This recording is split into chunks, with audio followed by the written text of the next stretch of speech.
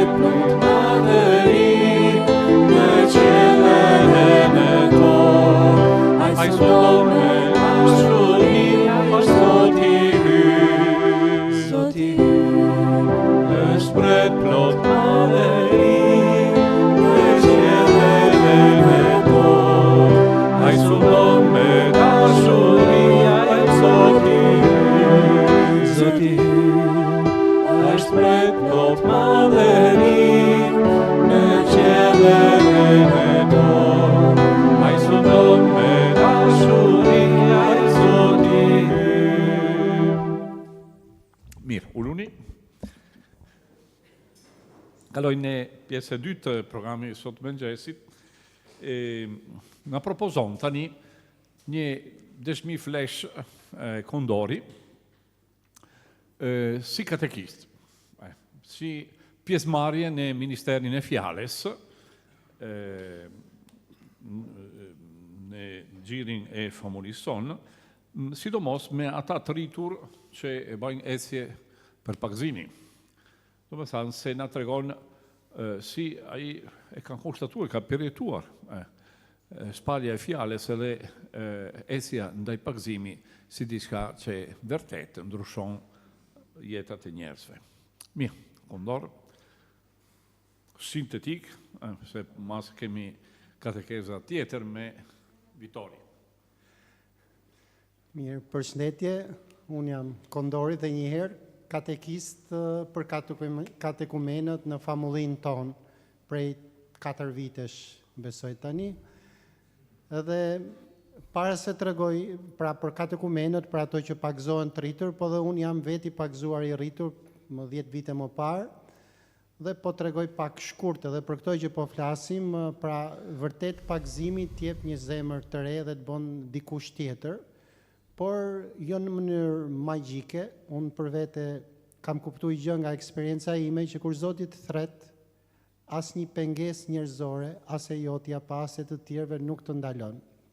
Unë për vetë jam thirrë në kishën katolike nga njerëz të papërshtatshëm që ishin në kishën katolike, po ishin jo të kishës në një farë mënyre. Dhe nëpërmjet këto persona përdori Zoti për të ardhur unë kishë dhe Zoti më shkëputi nga personat që vetë më sollën kishë dhe më mbajti në kishën katolike. Pastaj kam vazhduar ecjen aktive në kishë, jam pagzuar i rritur, kam pas etje për ditur, kam lexuar shumë literaturë katolike dhe kam pas një dëshirë dikur që unë t'jepja mësim në jetën time, unë jam ekonomist, por kisha një dëshirë që në një nga fakultetet t'jepja mësim, e kam pas kështu pa e dit as vetë pse. Dhe nuk e kam realizuar asnjëherë këtë mundësi, megjithëse në profesion kam hecur mirë dhe mund ta kisha dhe këtë mundësi, por nuk e kam realizuar. Dhe Zoti më realizoi këtë dëshirë për të dhënë mësim kishën katolike.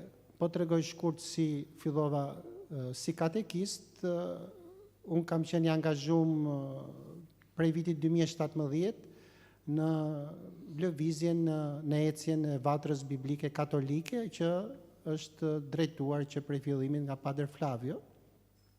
Dhe Padre Flavio është në një farë mënyrë është prift, është franceskan, po është dhe mësues, ka këtë thirrje të veçantë brenda në kishë për të dhënë mësim, tamam katekist në mënyrë të veçantë pak.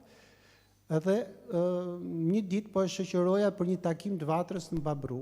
Dhe Padre Flavio ishte duke shkarku pak ato shqetësimet e veta në atë moment, sepse katekisja që kishte në Babru shkëputesh dhe kishte një grup prej 5 të rinj që po merrshin katekizmin për krezmim. Dhe unë me atë ndrojtjen u fol edhe në takimin e dieshëm, ato pengesat, jam i Zotit, s'jam i Zotit, Padre fliste, duhet shkoj dhe këtu, duhet shkoj, po ndante ato shqetësimet e veta, ishin vetëm ne të dy në makinë. Edhe unë mbasi u mendova ja dirë, Padre, mund ta bëj unë, i them? E bën ti, tha Padre, sepse ishte sa kishim fillu angazhimet, nuk e sa po kishte ardhur edhe Jozefi, më duket njëtën tonë, dhe më tepër mendonte për mundësinë time, por jo këto merakull që kisha unë jam i gatshëm. Po i thash unë, du ta bëj, kam dëshirë. Atëherë tha, do bëjmë 2 takime bashkë, do të shpjegoj këto librat e ri që kanë dalë për katekizmin, që si instrumenta për Kishën Katolike, dhe mund të fillosh, thot. Edhe kam qenë shumë i gëzum, dhe padre shumë i gëzum se u liru nga një bar që po menonte për momentin. Edhe grupin e parë kam pas me 5 adoleshent, të gjithë me tradit katolike, dhe ka qenë eksperiencë shumë e bukur. 3 për tyre ishin të rregullt, 2 të pa rregullt. Kur morën vesh që fillova unë katekizmin, motrat e njerëzit familjarët e tyre nxiten, ai po vjen nga ana anës, ju nuk shkonin katekizëm, dhe mu plotsu dhe grupi të 5 e ndoqën katekizmin dhe bon kresmimin. E ka qenë gëzim shumë i bukur, tamam ato kisha gëzon në çdo sakrament si nona që gëzon lindje, dhe unë isha pjesë e këtij gëzimi atë ditë që u kresmuan këto 5 të ri. Dhe kjo ka qenë grupi i parë i katekizmit.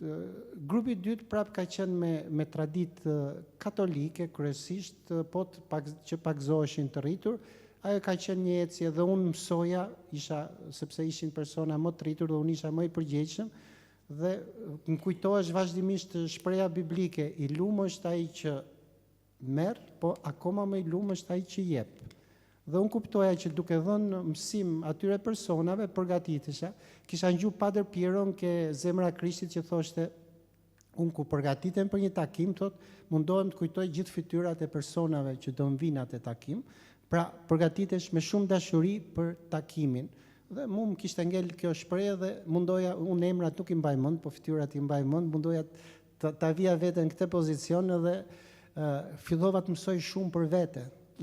Kjo ka qenë një kënaqësi shumë e madhe, sepse vërtet në çdo moment që unë përgatitesha, mësoja gjëra të reja. Kisha fatin që kisha Padre Flavion, që ishte në një farë mënyrë autori atyre librave, dhe në gjë që nuk e kuptoja, shkoja direkt e Padre Flavio dhe më thot, më jep shpjegimet e këto, po më jep gjithmonë, më inkurajon, mos ki merak në gjë që thua kështu, edhe kur nuk je korrekt e kështu, vjen verifikon më mbrapa me mua, kështu që e fitova dhe këtë lirinë që të boja katekizëm, pra pa ndrojtje, dhe shkoj dhe ai grup shkoj shumë mirë, kurse grupi i tretë ka qenë eksperjenca shumë e bukur. Këtu kam dhe pjesëtar nga grupi i tretë, janë 3 më duket, nga 6, dhe kam tash edhe nga grupi 4, po shpresoj që po ashtu do vazhdoj. Ishin 6 persona që vishin nga familje me traditë muslimane, si unë, pra ishin komplet me traditë muslimane, por interesante ka qenë se si Zoti i ka thirrë në kishë. Mu kujtu ajo imja që kur Zoti të thret nuk ka pengesë njerëzore, dhe ka shku shumë mirë, sepse ka qenë përgatitje shumë e gjatë, dhe personat ishin shumë aktiv, dhe akoma unë rritem vetë në mësimin e katekizmit, pra vazhdon njëjtën libra të lexoj, por gjithmonë sa herë që lexoj pasurohem me gjëra të reja, kuptoj, marr kuptime të reja për vete dhe mundohem që t'ja jap edhe atyre. Ajo që më ka bërë përshtypje, po e bisedoja biles jashtë me ja 2 prej jush, më kujtohet e konga në kishë, Zoti na thret nga mira rrugë dhe pastaj na shpërndan në mira rrugë. Dhe eksperienca katekizmit mua ka vërtetu këtë, sepse historitë e personave, mënyra si Zoti i ka thirrë kanë qenë vërtet shumë të veçanta, secili ka atë historinë e vet, por kam filluar me kuptu që Zoti është i pranishëm dhe Zoti me vërtet i thret vazhdimisht njerëzit. Çështja është njeriu gati, por dhe këtë them që Zoti e di, dhe kur njeriu është gati, ne si kishë kemi detyrë vetëm ta japim këtë shërbim për këto njerëz që e ka thirrë Zoti, dhe e bëj katekizmin mirë, e bëj keq ajo që hiri i Zotit ka për të vepruar në atë person, dhe kjo ka qenë një kënaqësi shumë e madhe, sepse unë shifsha se si kisha ato gjymtyrët e trupit rriteshin tamam diçka, si thash, në fillim bona atë krahasimin e nonës që shef që ka gëzimin e fëmijës që lind, unë tash nga ato gëzimet e para kur pashet e grupin e parë që morën sakramentin, tash shifja dhe një trup që rritesh, me pjesëtar të ri që afroheshin kishë, me histori të ndryshme, me background të ndryshëm, dhe secili me ecjen e vet dhe me momentin e vet. Ajo që më ka ndihmu, sepse ne na humb pak memoria, unë kujtoja vazhdimisht edhe etapat e mia, sepse një gabim që mendoj që bëjmë ne që i kemi ca eksperiencë dhe vite në kish, presim të na vinë këto të rinjt me të njëjtën, si thosh, i gjykojmë pak. E kam bë vetë dhe besoj dhe ndokush për jush e ka bë këtë, por duhet me i prit që hiri i Zotit veprojë në secilin prej tyre, sepse Zoti e njeh më mirë shpirtin e secilit prej tyre. Ne shohim aq sa mundem, shohim ca gjëra nga jashtë, por duhet me pas durim edhe në ecjen e këtyre të rinjve neofitëve që i quajmë kisha. Dhe kjo më ka kujtu vazhdimisht, më ka ripërtëri fen time. I kthehemi po asaj, i lumë është ai që merr, po më i lumë është ai që jep. Sepse feja, edhe ke unë arrit ta dalloj tash se si rritet, por duke u pasqyru ke të tjerët, duke pa ecjen e tjetrit, duke ballafaqu me ecjen time, dhe kam kuptuar që ajo që është kryesore, Zoti ta jep hirin, Zoti të thret në kish, por ajo që është kryesore që këto njerëz që vinë kish duhet gjejnë një bashkësi që i mirëpret, që jep dëshmi për ato, dhe që, si thosh, tamam si ato të fëmijët, po themi, i merr për dorë në ecjen e tyre që do ketë vështirësitë. Ne e dim shumë mirë që ka vështirësitë secili prej tyre, edhe mbas pakëzimit i kam përjetuar dhe vetë. Kështu që dhe ajo vetëm kaq kam kuptuar është detyra kishës. Pra atë që Zoti e ka mbjellur në zemrën e atyre, kisha në një farë mënyrë pak ta vadisi, dhe kjo është që kam kuptuar.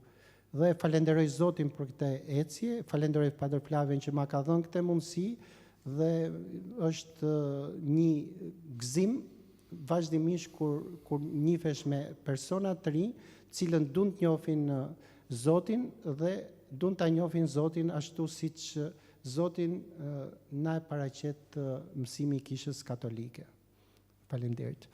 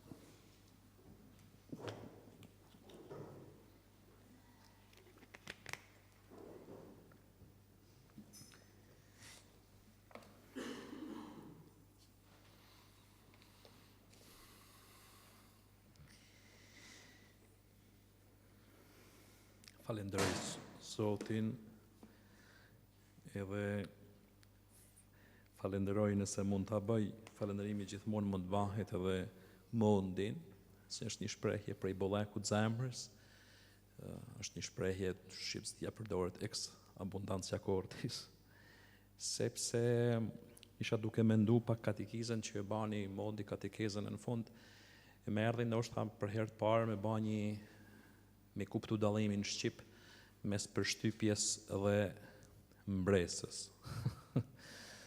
Me të ba përshtypje diçka e me të lanë mbres. Edhe ajo katekezë që paraqite mondi, vërtet më la mbres të thellë, sepse diçka që s'bën përshtypje po të prek. Edhe falenderoj Zotin për këtë moment. E falenderova Zotin edhe për çdo pikëllim që më ka dhënë të kalumin, në cilën Zoti çon përpara në të thellon edhe të man në mëshirën e tij e në të vërtetën e tij. E falenderoj Zotin për këtë. Mirë, duke marrë temën që më është besu, unë pak edhe sa ka mojt, edhe kështu që unë du të folë para mësuesit Padre Flavius, edhe kam studiu pak. Edhe kam studiu. Po duke studiu interesant të këtë, nuk do të bëhem i mërzitshëm, mos keni frikë, zbesoj. Zbulova diçka interesante që kornizohej bukur edhe me natyrën edhe të asaj paraqitje që bani Kondori para meje. U ndala ma shumë të kungjidhi Markut, të ky urdhen që është edhe këtu, të katekeza e 4, po e kam unë si temë. Jezusi u thot apostujve, ju urdhëroi ta presin premtimin e Atit, shpirtin e shenjtë. Nuk e paskën e ty, por në katekezën e 4 është ky titulli, ju urdhëroi ta presin premtimin e Atit, shpirtin e shenjtë. Për këtë unë jam detyruar më u fut në ungjillin e Markut. Me fol për shpirtin e shenjtë në ungjillin e Markut është e vështirë, por mendoj se është më aktuale për ju e për mua sot, me fol për shpirtin e shenjtë në ungjillin e Markut, e do e shihni se si, sa mundem me paraqit. Se sa në ndonjë tekst tjetër të ungjillive, sidomos të ungjillit Luks, ku është tepër e theksuar, sikurse edhe ishte disa vite përpara, ishte theksuar një veprim i shpirtit të shenjtë me fenomene. Ungjilli i Markut nuk e ka kështu veprimin e shpirtit të shenjtë, pa çka se fenomenet nuk mungojnë, por fenomenologjia është një shenjë se shpirti i shenjtë ka ardhur, po fenomenet deri dikon. Për shembull, nëse shkon, me ka marrë njëri prej Anglie, që shumë kohë përpara, me tha ka marrë vesh se je karizmatik. Okej, isha se mi thanë po ajo. I thash po çka nën kupton me këtë. Më tha mo, a fletën gjuhë. Nëse s'flet tha kështu, s'ka ardhur shpirti i shenjtë mbi ty, për shembull. Nën kuptonte, me ardhur shpirti i shenjtë me një person, duhet se ai ishte shqiptar, merrte pjesë në përlvizje pentekostale ndryshme. Marku nuk është kështu. Përkundrazi, Marku nën kupton këtë, po ka dashur me korrigju një gabim të tillë. Po para se të hyj këtu në të tërën e vet, cili ishte një sfond, një problem në bashkësinë jo vetëm të Markut, po në të gjithë, sepse ungjilltarët, të dashurën e tim ungjilltarët, ungjit, reflektojnë një situatë, një kontekst mbrapa bashkësive të veta. Ungjilltarët, çdo njëri prej ungjillëve, reflekton një etik, një stil të jetuarit bashkësive, secilës prej bashkësive, edhe reflekton një kontekst që kishin pas. Edhe shkruajnë për atë kontekst, për ato problematika që kishte ungjilli, shkruajnë tekstet e veta, i endin, i qëndisin tekstet e veta, deri në fazën e tyre redaktuese përfundimtare. Cili ishte një ndër problemet që përban atë mozaikun, atë kontekstin e ungjillit Markut, ishte, dëgjojeni me vëmendje, ishte një qëndrim, kështu e thonë ata që e hulumtojnë tekstin, pak në mënyrë më të hollë, ishte një qëndrim i dyfisht deficitar. Kishin besimtar dy kategorive. Dy kategori besimtarësh, jo të dami me thik, po pak a shumë kishin predominancën e tyre dy kategori. Nga njëra anë ishte një kategori që mendonte se mund bante jetë krishterë pa marrë një zbrazje të shpirtit shenjtë. Edhe këtë shohim edhe te Luka. Kishin disa të krishterë që thonin, besojmë, por realisht i thot Pali aty në burrave të Efesit, në veprat e apostujve, thot kur e pranuat feja, e morët shpirtin shenjtë. Ata i bajnë edhe Palit i bajnë një pyetje. Me thanë me fjalë tjera, gati një pyetje, kush është shpirti shenjtë? Ne as dim gjë se ekziston. Ne as që dim, ata në fakt i thonë, nuk i thotë pyetje, ne as që dim se ka një shpirt shenjtë veprat e apostujve në 19. Kështu që kishte të krishterë që mendonin me bë jetë të krishterë pa një zbrazje të shpirtit shenjtë. Nga ana tjetër, prandaj thash qendrim i dyfisht deficitar, kishte deficit në një qendrim. Nga ana tjetër ishin persona që kishin marrë shpirtin e shenjtë, zbrazjen, për pa mision. E marrë shpirtin e shenjtë nga bashkësia në bashkësi, nga kisha në kish, anej këtej, nga grupi në grup, po një jetë pa mision. Ose aty ku jetën nuk e nënkupton si mision. Kjo është, po e them, revolucioni i Markut, që duhet me lexuar Ungjillin pak në mënyrë pak më dinamike, po them kritike, ndoshta tingullon pak kritike, tingullon e eger, si terminologji, po do të më marr pak në mënyrë më dinamike, me bën një lexim më dinamik Ungjillit të Markut. E po mirë, përfitoj nga durimi juaj tashti me hy në një lexim transversal në Markun, që do të thonë transversal, me hy 2-3 momente në Ungjillin e Markut. Thuhet, Jezus ju urdhnoi ta presin premtimin e Atit. Pse me prit premtimin? Sepse premtimi është ba. Jezusi ka ba, tash i po hym në Ungjillin e Markut, është ba një premtim për shpirtin shenjtë se do të vijë. Kush e ban premtimin që ne do ta marrim shpirtin e shenjtë? Tash më ju fol për katekizëm përpara, nuk është gabim që edhe me ju tash më bëj fije ndërragim. Kush e ban, kush e jep shpalljen se Krishti do të na jap shpirtin e shenjtë? Është gjithmonë tek Ungjilli i Markut. Kapitulli i parë i Ungjillit të Markut është një minierë të dhanash mbi shpirtin shenjtë për jetën e Krishtit. E ban Gjoni, Gjon Pagzuesi, e thot të rreshtin 1:8. Unë thot ju pagzova e baptiza, ju zhyta, thot në ujë, thot Gjoni. Pagzimi si përvojë e zhytjes. Por ai thot do t'ju pagzoj, disa i kanë rënë shkurt në tekstin shqip. Po, bravo. Dikush thot do t'ju pagzoj me shpirtin, Gjoni thot do t'ju pagzoj në shpirtin shenjtë. Pra është një premtim që Gjoni e jep për Jezusin. Premtimi është dhënë. Tani lexuesit, dashurit e mi, pret realizimin. Kjo është dinamika letrare e Ungjillëve. Sepse ne e themi, sigurisht jena njerëz modern, njerëz të shkputun, pak ne e themi se jemi njerëz të informacionit. Jo ne këtu, ndoshta. Por në përgjithësi bota sot ke informacion sa dush. Po ku informacion? Po çfarë informacion? Ku e njohim na botën që ishte mas nesh? Po ne s'njohim kur gjamore.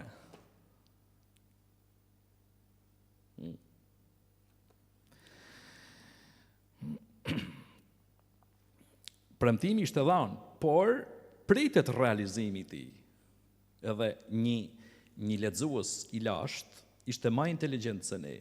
Nuk e pret përgjigjen, tash i u dha premtimi, ai do t'ju pagzoj në shpirtin shenjtë. Prit ta shkurt nollin. Tak shtyp pedalin. Pum shpirti shenjtë. Karizmatik. Nuk është kështu. Një lexues i lashtë e merr sheh të tërën edhe thot ka ndoll. Ai pagzim në shpirtin shenjtë. Në këtë kontekst, në këtë këndvështrim duhet të jemi inteligjent, të mëshëm, të zgjuar. Janë disa indicje pasi lexuesi pret.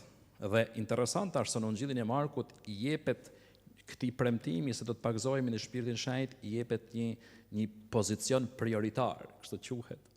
I jepet një pozicion prioritar në Ungjil. Dhe lexuesi e lexon jetën e Jezusit, nga momenti që Gjoni thot, ai do t'ju pagzojë në shpirtin shenjtë, tani lexuesi, ti, okay, bashkë me Jezusin, je duke ecë hap pas hapi, e duke marrë vesh procesin e të pagzuarit në shpirtin shenjtë. Dakor deri këtu? Jena?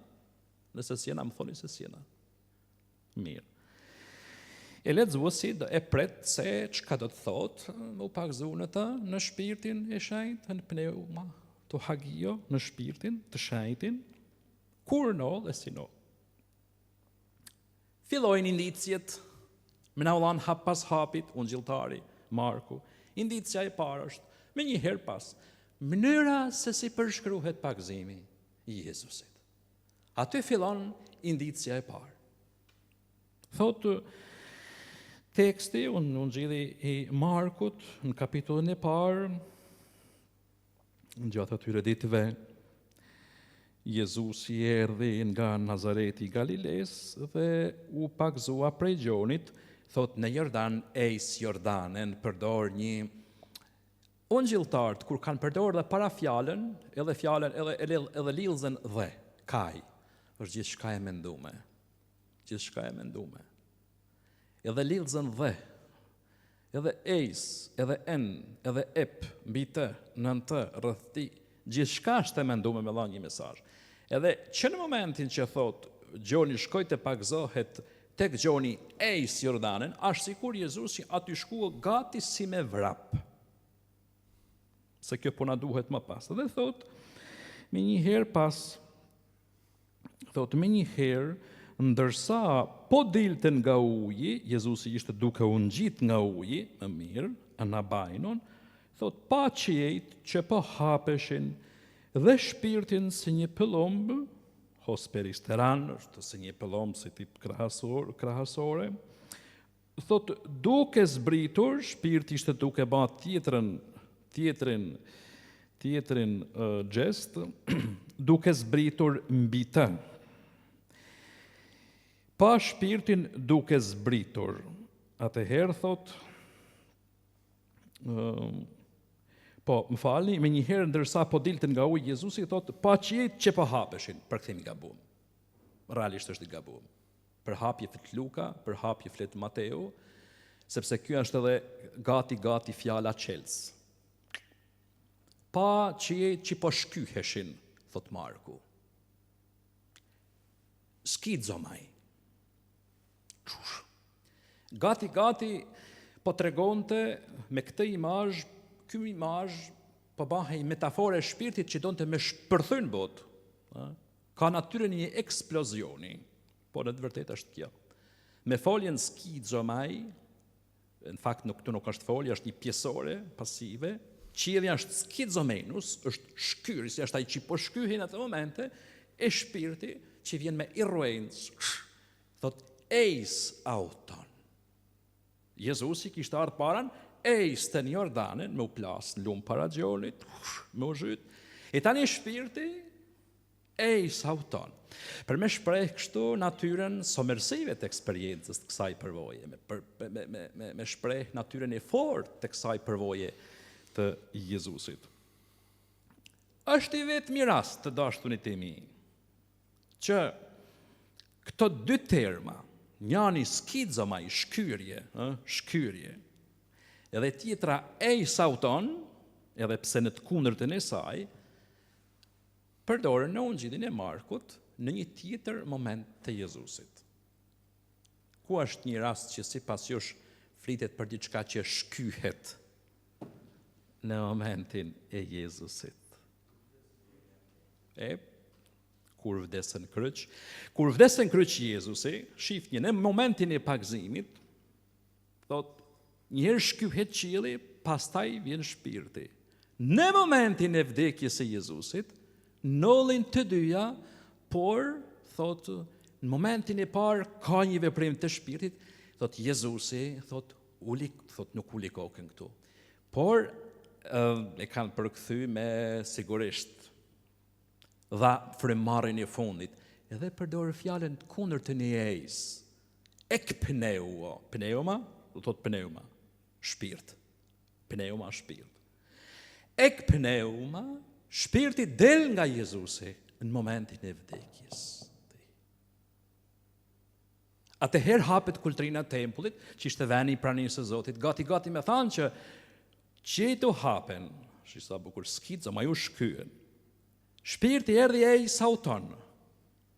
Pastaj shpirti në momentin e vdekjes Jezusit del nga Jezusi, shkyhet veli, e tash i presin ku do të shkojë shpirti. Kështu po. A jena deri këtu?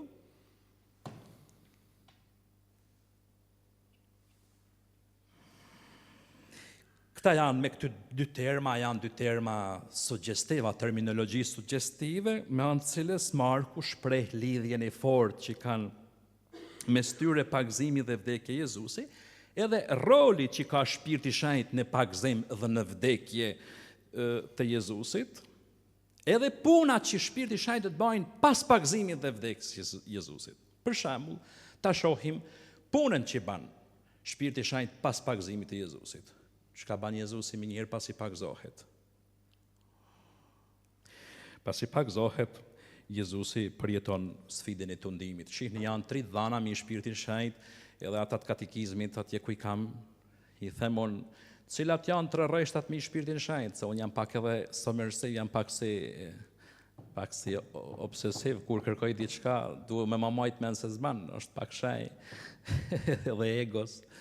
Me njëherë përgjigjen shkret, 1 8, 1 let, 1 12, thot, se kam qef, 1 8, 1 let, 1 12, Marku 1 8, Marku 1 let, 1 12, janë 3 rreshta afër njëri tjetrit që flasin për ndikimin që ka Shpirti i Shenjtë në Jezusit.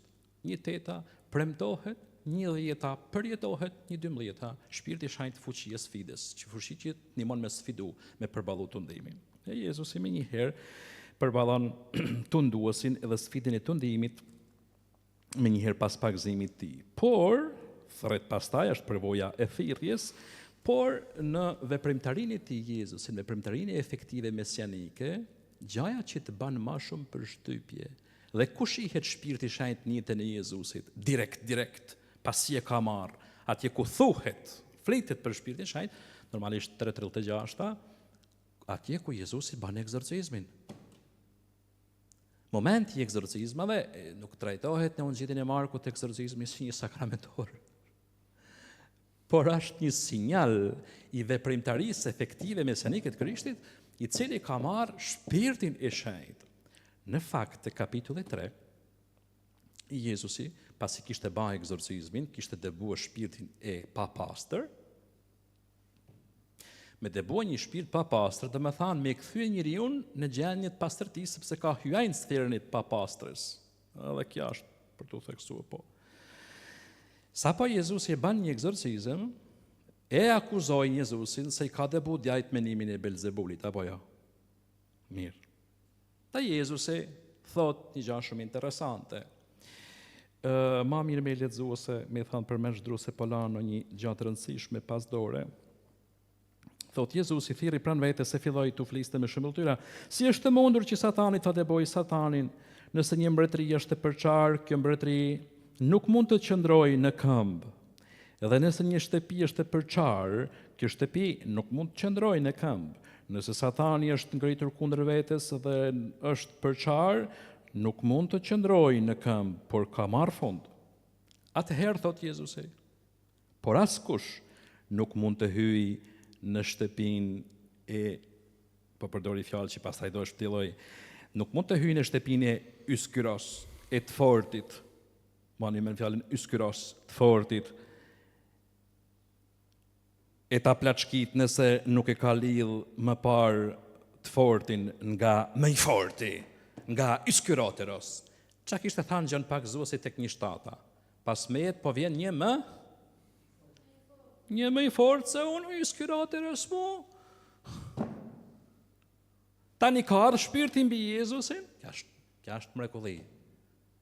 Tani ka ardhur shpirti mbi Jezusin, me një natyrë somërsive, është zhytën të.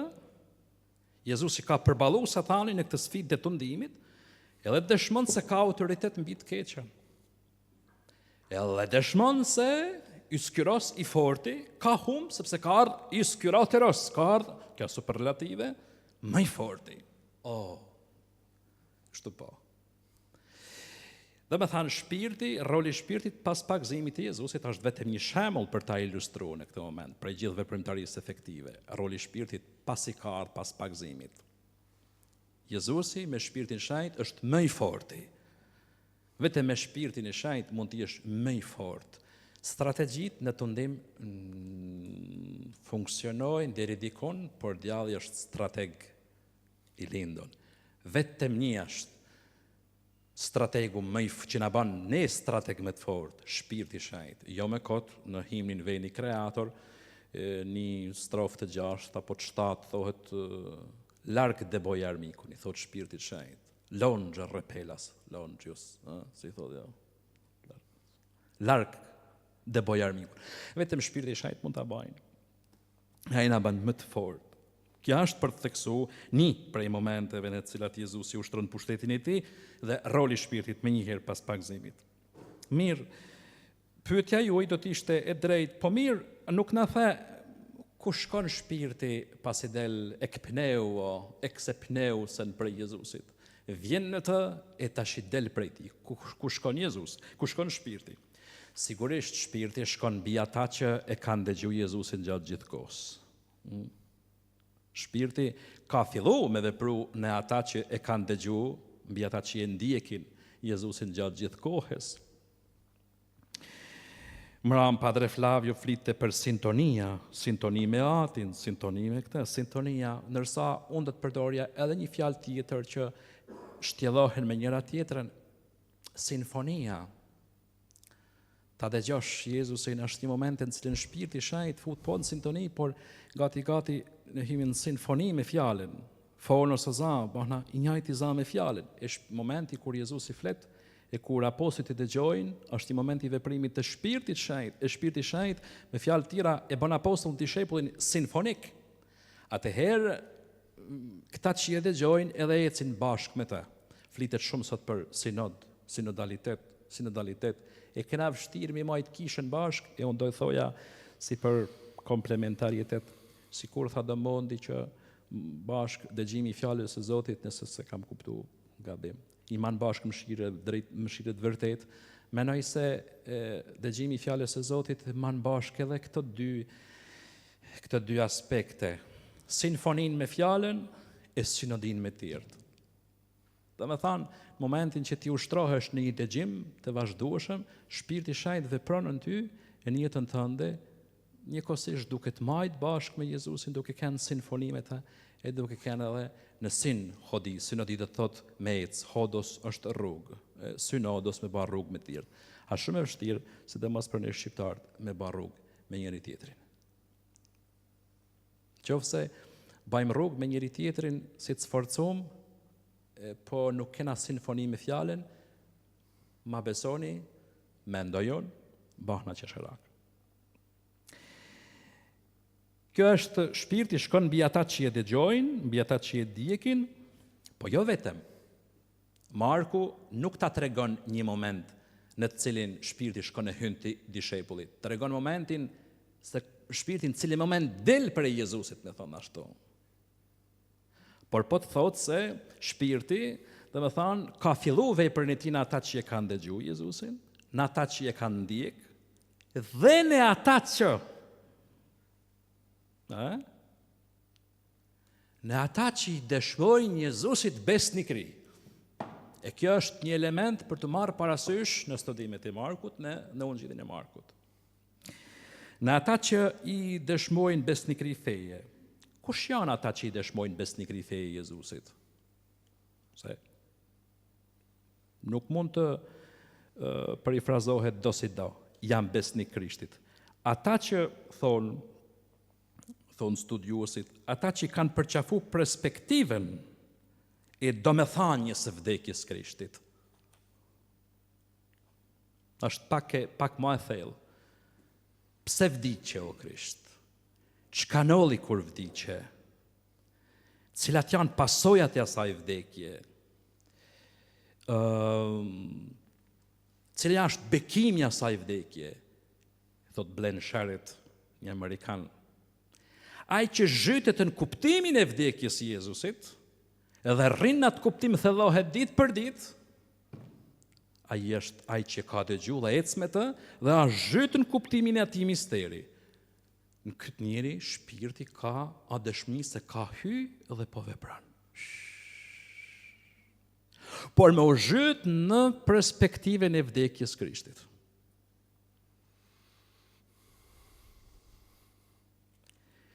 Mund të thoni ju, apo na e tregon tekst këtë? Po, Marku 10, 36-14, Marku 10, 36-14. Apo na ven njanin djathë tjetrin të majt, o Krisht, se E dim se në mretnin tane ka vene, po venet më të afërta janë majtas e djathtas, gjoni Jakobi. E Jezus i thot, nuk është punë për mua, kjo e tjere. A jeni ju gati të pagzoheni me pagzim që unë pagzohem? Që vlen thot ta pini kupen që unë e pi?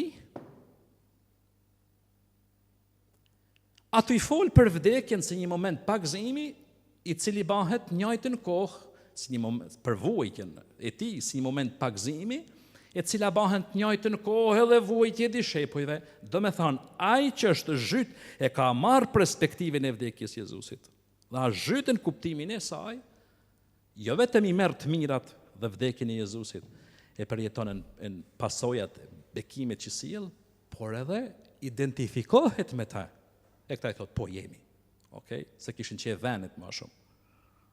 Po jemi. E Jezus i thot, me të vërtet ju do të pagzoheni, me pagzim që unë do të pagzohem, e do të apini kupen që unë do të api. Edhe këte u apremton. Edhe ky është premtim. Por atërë thot, tu vend djathën të majtë nuk është punë për mua. Dhe me thanë, momentin cilin dishepulli i dëshmon besnikri i Jezusit duke u zhyt në perspektivën e vdekjes i Jezusit, është një moment që dëshmon se shpirti është veprues në dishepujt. Ne nuk mund ta marrim shpirtin shenjtë të shkputun nga misteri i vdekjes së Krishtit, gjithashtu edhe i ngjalljes së tij, nga misteri i Pashkëve. S'ka kuptim. Besnikria dhe përqafimi i perspektivës ku verifikohen, se duhet më verifiku dikun. Verifikohen në momentin më të pafuqishëm të apostujve në dorëzimin e tyre. Ky një tjetër moment, ndoshta i fonit që i para fonit që po ju them citate biblike për Evangjelit Markut. Ku verifikohet se je besnik, e ke përqafu perspektiven. Kur të merr dikush i to, e të qënjatje e ti s'ke farë pushtetit. Në paradoksin e Markut, kjo shihet si fuqia më e madhe. Marku është plot me paradokse. Paradoksi është gjinja letrare më e përdorur në Markut, është në Markut. Atëherë thot, e kur t'ju dorëzojnë, kur t'jeni dorëzuesa, kur t'jeni paradidonte, se nga fjala paradidomi që është edhe me udhuru, ti vetë. Merr dikush i tu e çanjati. Në fakt edhe në rrafshin sociopolitik, ne besoj se s'kena kur gjë dorë. Kur gjë dorë nuk kemi. Veç se flasim këtë. Nëse anërish ma thoni, një atë vote kena, isha Allah vatës në mushin mene me hela ati në e këtej, se këtu është, po kur gjë dorë s'kem, më thotë një një rrallë që studiane me që i ke punë të dorë, po që kam mund dorë, asën kish, unë s'kam kur gjë dorë s'kam. Kur gjë dorë nuk kam. Marku thot që në ngushëllon, ti që s'ke dorë kur gjë, je ma i forti.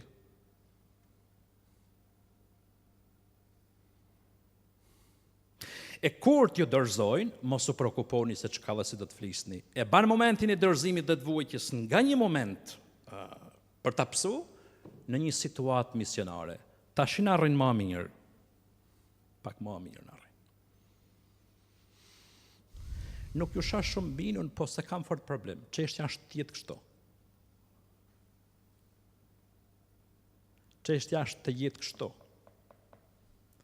Dhe me thanë, në momenti kur je në vujtjen tënde, që mund tjetë vujtje fizike, vujtje psikoafektive, vujtje emotive, ose me ngjyrimet e ndryshme që vujtja i ka, është ai momenti ku duket se nuk ke fuqin, je i pafuqishëm, ai është momenti i veprimit të vërtet të shpirtit shenjtë.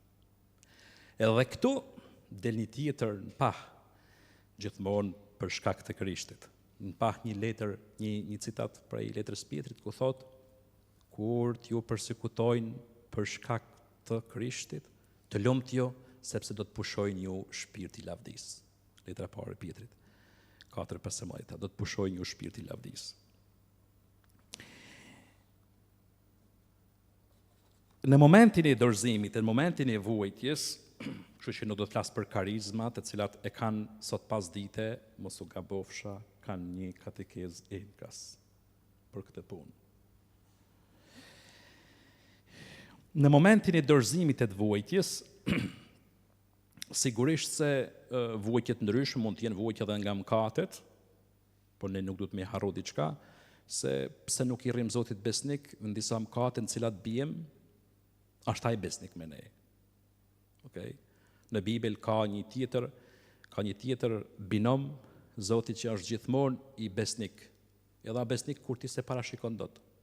Edhe qut është besnikrisht, domethënë i paparashikueshëm e paparashikueshmërisht besnik, është gjithmonë besnik me ne.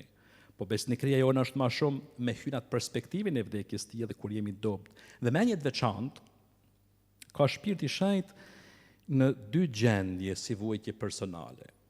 Janë dy gjendje të cilat njëna prodhon frikë, brenda nesh tjetra shkuarrim, në fakt do të kishim më të mençëm se të dyja janë shenjë se Shpirti i Shenjtë vepron në ne. Ke marr pagëzime, krezmime, gjitha e kungim, e shkon kish, e anej, e këtej, e shërben, e munohesh, e përpiqesh, e vuan, e i dorëzom, e gjitha, por janë dy momente, dy gjendje që i trokasin shpirtit, dhe të cilat ne jena krejt të ndu më u këthy pas, edhe të lodhën, besa sa të duesh, se na lodhën, se janë gjendje që të lodhën, e janë pikrisht ato gjendjet e veprimit Shpirtit Shenjtë. Njëna është kaosi brenda nesh, gjendjet kaotike. Na bëhet kaos koka, idetë, e zemra, e ndjenjat, e punët, e s'di se janë, rëmuj. A din? Shpirti i Shenjtë të dashturit e mi, të paktën përsa thot Shkrimi i Shenjtë, nuk e ka frikë kaosin. Momentet më të fuqishme të zbritjes së Shpirtit të Shenjtë, paktën beslidhjen e vjetër janë kaosi ujor, gjithçka ishte ujë, ishte kaos ujor, Shpirti i Shenjtë thot, ende i përmi ujra, e aty pastaj ka vepru. Kaosi shkretinor, në shkreti, populli që murmuron ti si mja ba Mojsiut që janë kohë, atëherë dërgua Shpirti dhe dëgja, i tha Zoti Mojsiut, mos u shkura jo, e dërgoi Shpirtin për me drejtu, me artikulu punën në Izrael. E kaosi e shtëror, Izraeli që ishin tanë, kush në mërgim, kush larg, kush në kat, kush e tjera, Ezekielit Zoti i ofron këtë vizion, e shtrat që u afrohen njëra tjetrit, e shpirti i mush me mish. Shpirti i Shenjtë nuk e ka frikë kaosin. Kaosin qofse ti besohesh dhe je zhytën perspektivin e mundimit edhe të vujtjes Krishtit e të vdekjes ti, Shpirti i Shenjtë mos e ke frikë kaosin, ka me hy dhe me vu rregull avash avash. Kjo është njëna.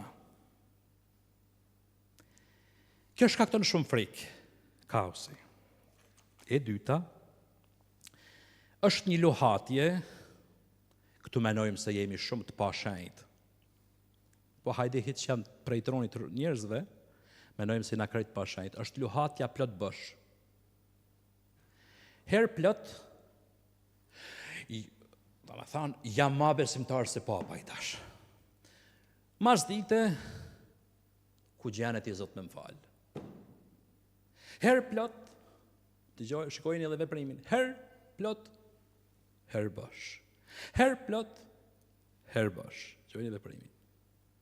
Ata që shqyrtojnë ma në thellësi këtë dimension, këtë aspekt ekzistencial, pastaj pak rëndësi ka nga Bibla, nga morali për shpirtëria, ne këtej, që shohi këtë aspekt.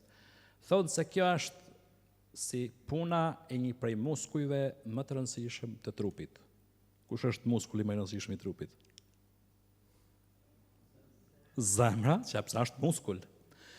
Këto dy gjendje që janë një luhatje plot bësh, që vinë edhe kur kemi vullnetin e mirë, shkret na e shkojmë në kishë, nuk flasim gjuhë, nuk kem profeci.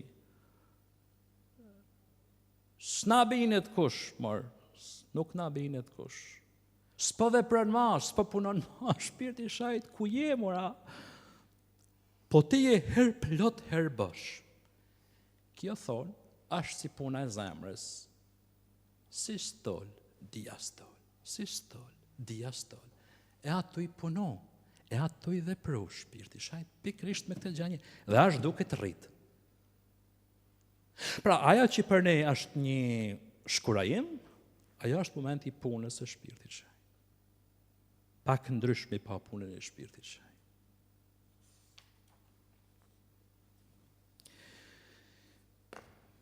Ishte një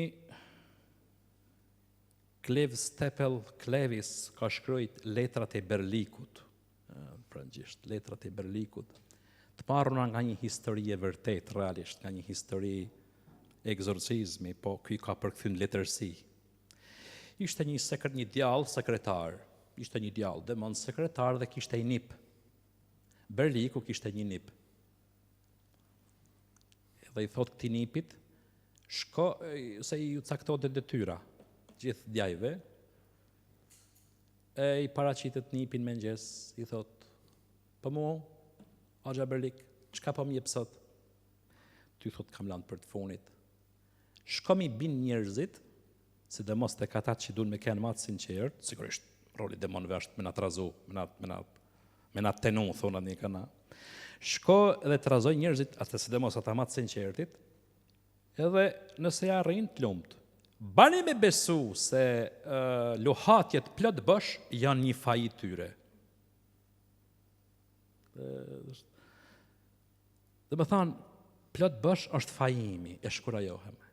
Është punë e demonit. Plot bësh është një gjendje normale e jetës së brendshme në cilën shpirti i shenjtë po çon përpara.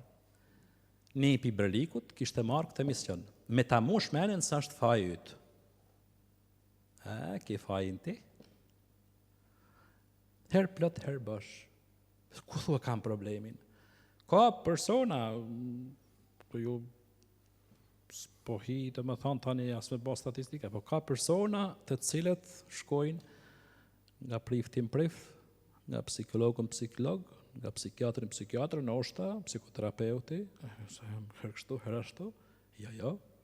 Për jashtu këtu gjendjet psikoemotive, toksike, tjerë, pastaj që janë patologjit. Për kjo është një situatë ekzistenciale në cilën shpirti i shenjtë vepron.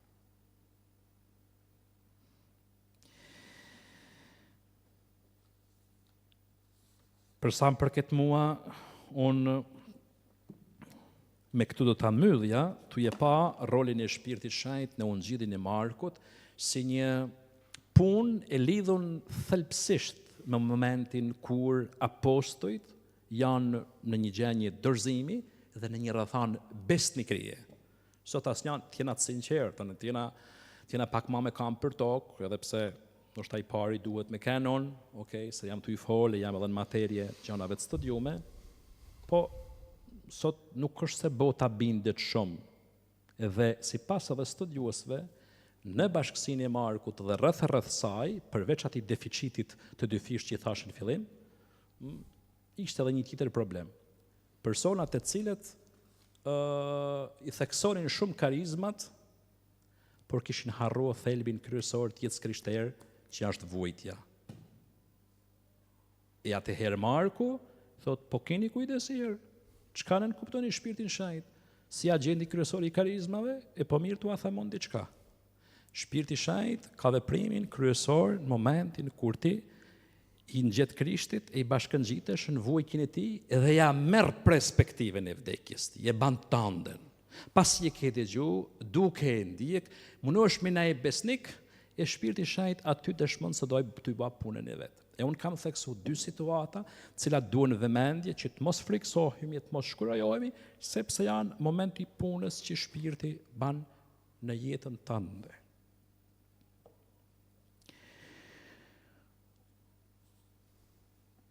Unë kam marrë një lutje që u ba në një bashkim ekumenik, ju ba shpirtit shenjtë për njerëzit e ditëve tona, në 2023, ju ftaj buqun kam, nëse spritoni.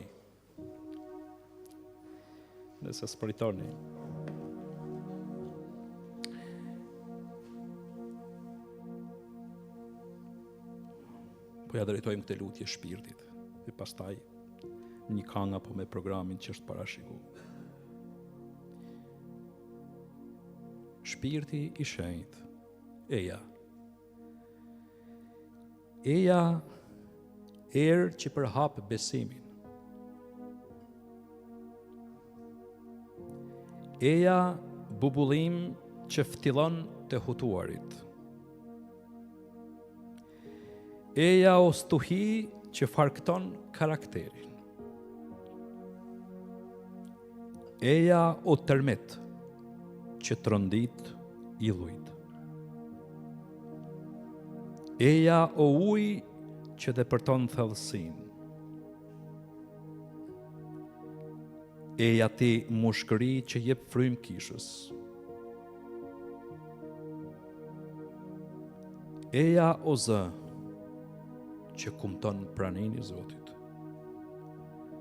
Eja o zjarrvanje që lë vetëm gjërat thelbësore. Eja o relikuar që i mban premtimet e Zotit. Eja o nxehtësi që zhvillon talentet. Eja o re e bekuar që shfaqet në pritje. Eja o pëllumb që mban mesazhin e Zotit.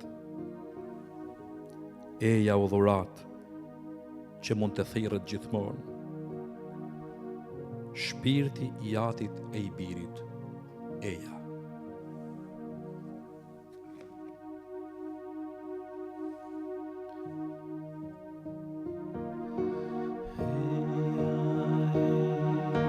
Shpirti dashuris të na drejtosh në rrugën e Zotit.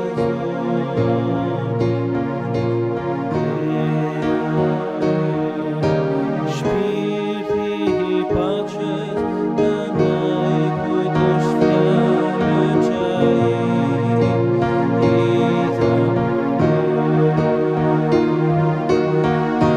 Të thërras Shpirti i Krishtit, eja ti në zemra tonë.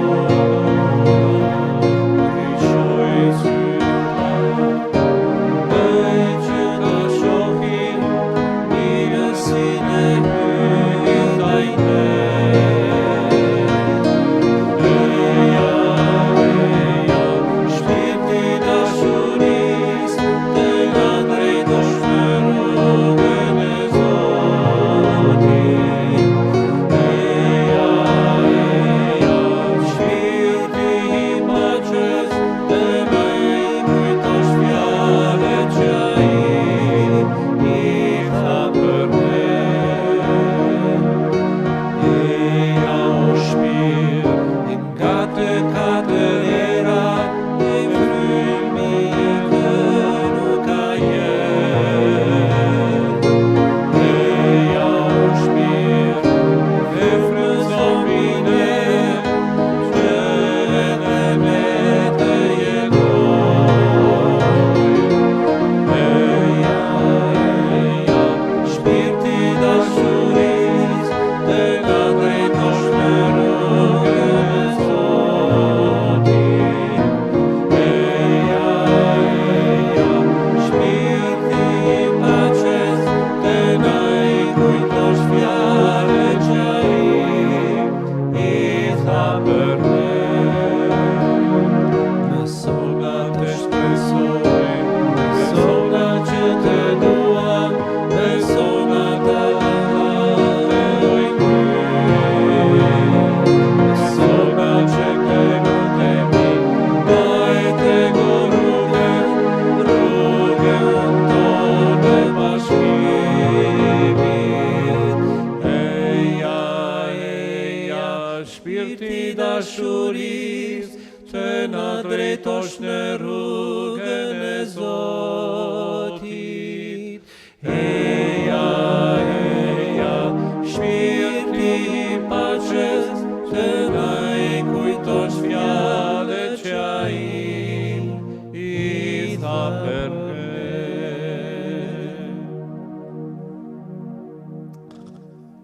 Mirë, atëherë kemi, nuk e di, një fjalë në italisht, nëse ekziston në shqip, nuk e di, që tha kush është në gjysë punës no, peta. E ka kryer mirë vepra, pak a shumë. Jemi në gjysë e seminarit e kemi ardhur, çdo që e mirë akoma, me duket. Për të arsye, vazhdoni me kujdes dhe me angazhim edhe për pjesa e dytë që rifilom mas ditë. Tani jemi ushquar në shpirt, duke me ushquar edhe trupin, besoj se dikush ka edhe për me gatua për familjen, do me thanë se në takojmë prapë në oren 4, per me një moment të lutje filestare që kemi ba sot me mëngjes, e për katekes djetër që do të jetë propozuar nga Don Stefano, që është famulitari i Basores. Ndërsa në pjesën e dytë të vinë për katekesin e gjastë Moter Rita, ka bjem një karu. Deda, dakord.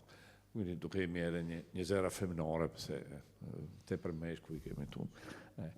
Dakord. E një falenderim veçantë për Don Vitor, që tani theke në famulin e vetë, pëse rifilon edhe për të aktivitete meshat e djeles.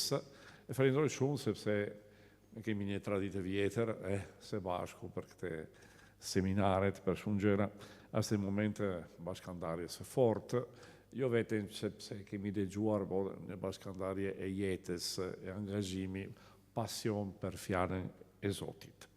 Faleminderit.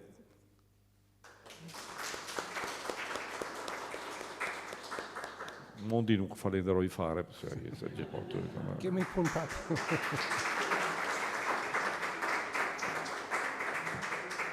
Mirë, atëherë shkojnë e pace, në orën 4 prapë.